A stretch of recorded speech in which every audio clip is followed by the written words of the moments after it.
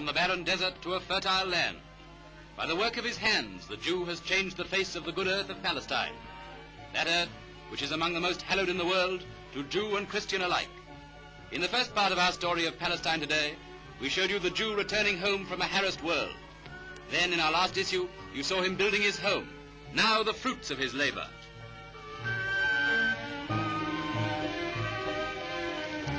Tending his orange groves in Palestine today, the Jew has proved that all he needs is freedom to live at peace.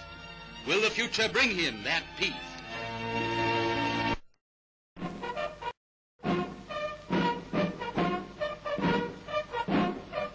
Never in recent history has there been such a striking demonstration of the unity of the modern French Empire as when the Prime Minister makes his state visit to Tunis. Monsieur Daladier is received by the Bey, the Mohammedan ruler of France's North African Empire, who decorates his guest with the silk sash of the Order of Nishan el-Dem, the highest decoration of the Arab kingdom. And then, through the cheering streets of this city in the desert, rides in triumph the strong man of modern France.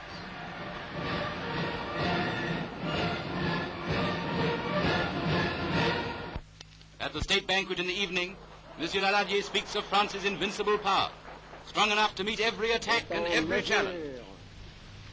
De faire face à toutes les attaques et à tous les défis. And the next morning, amidst the sun and driving sand of the desert, Monsieur Daladier watches a part of that might of which he spoke the night before.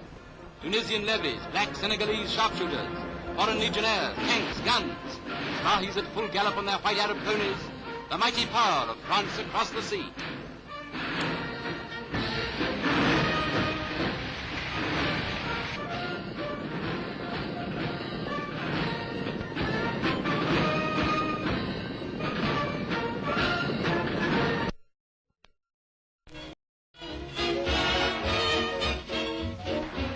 Once again, it looks as if all London is out for fun on the ice. But skating around on your own 2 feet is only part of the show. There's also a big ice hockey match. Ballet policemen versus ballet convicts. And I shouldn't wonder if the Scotsman's kilt... Ah, Uncle George is here. If the Scotsman's kilt doesn't hide quite a few international stars. The game is getting faster every minute.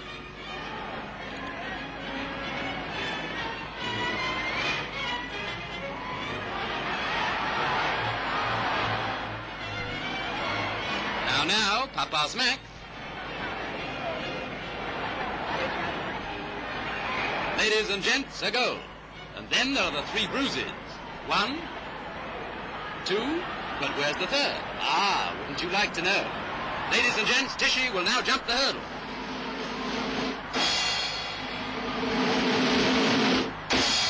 Ladies and gents, we take great pleasure in announcing that Tishy will now jump the hurdle.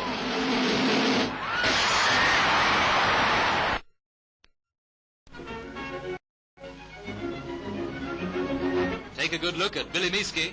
Take a good look at Pat Gallagher. Take a very good look, because they'll never be the same again. A Happy New Year, Gallagher, and here's mud in your eye. The boys dive down for the first wallow round, and hey, look what Pat's found. Why, it's Bill Meesky. Or is it a ref left over from last football season? The ref says 'tain't fair. What did you say, ref?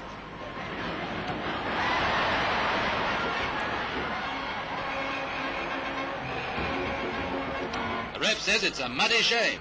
At that, they forget all about the rules and bury the ref. Just nice, clean fun. But sensation.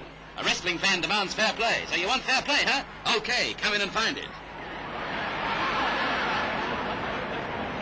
And as he goes down for the 3rd time, there's a growing suspicion that somewhere under the surface, somebody is doing somebody else dirt. But when Gallagher puts on the hat, what else can they do but declare him the winner? Bill Meesky is disqualified. He gave Pat a dirty look.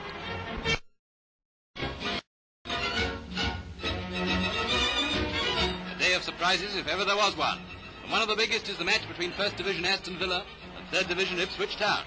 It's one of the fastest games ever seen at Villa Park, but so even that at half-time neither side has scored. And that sort of play goes on until 7 minutes before the end. Then Villa bang one in. It looks as if that's that. With only 2 minutes to go, the visitors equalise, making the score 1-1. So both the Villa and Ipswich live to play another day. And it's the same story with Middlesbrough and Bolton.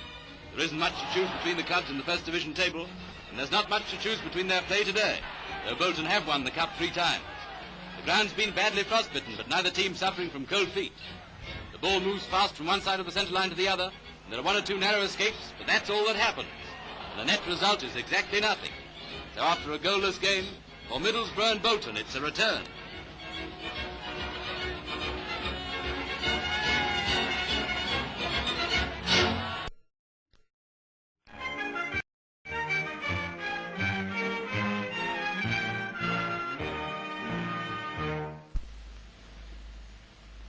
I'm asking you to think for a moment of the men, women and children who are being driven from their homes in Germany and Austria by a cruel persecution. Thousands have preferred suicide to their misery.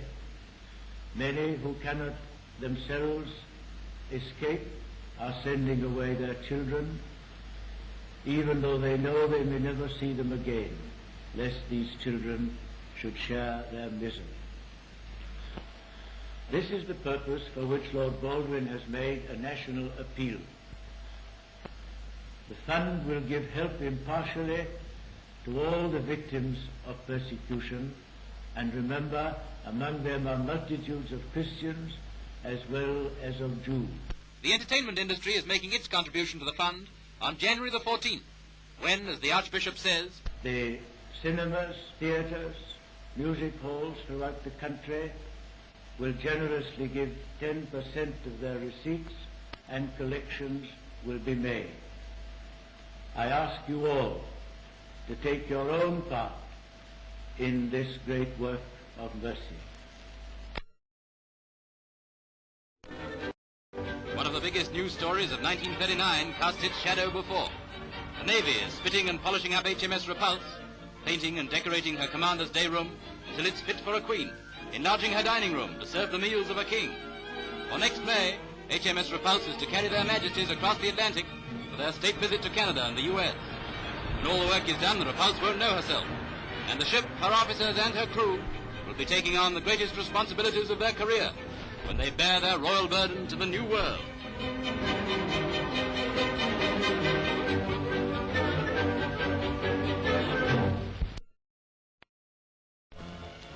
The Commonwealth welcomes her newest protector, HMAS Hobart, formerly the Apollo of our Royal Navy, now of the Royal Australian Navy.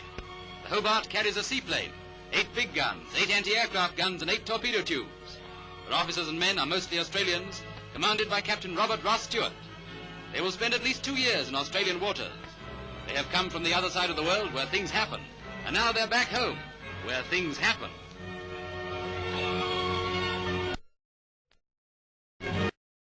In the Union, it's the same story, empire defense. South Africa, too, has a navy, but she relies also for her coast defense on her mighty guns.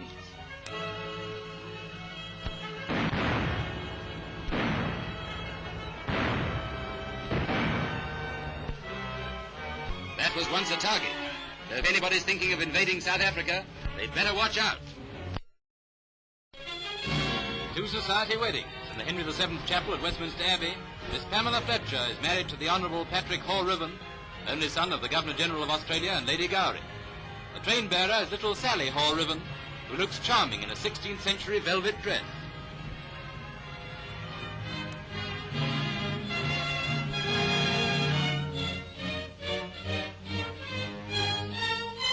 Wedding number 2 is at the Church of the Assumption in Warwick Street.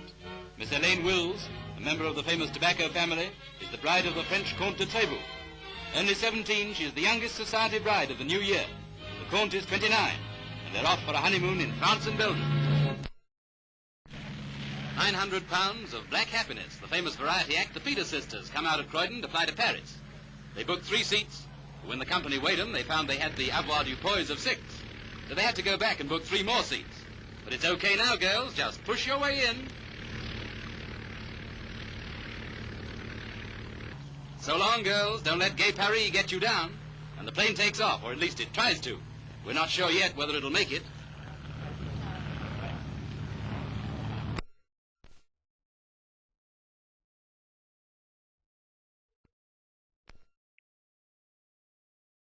It's a gilt-edged, diamond-studded night when impresario Earl Carroll opens his new nightclub with a £200 cover charge. Joan Bennett arrives with producer Walter Wanger. The £200 cover charge, by the way, lasts forever, so it's not so bad if you live long enough. Claudette Colbert has managed to save enough for a snack. A magnificent petrol chariot brings another couple of stars, Constance Bennett and Gilbert Rowland.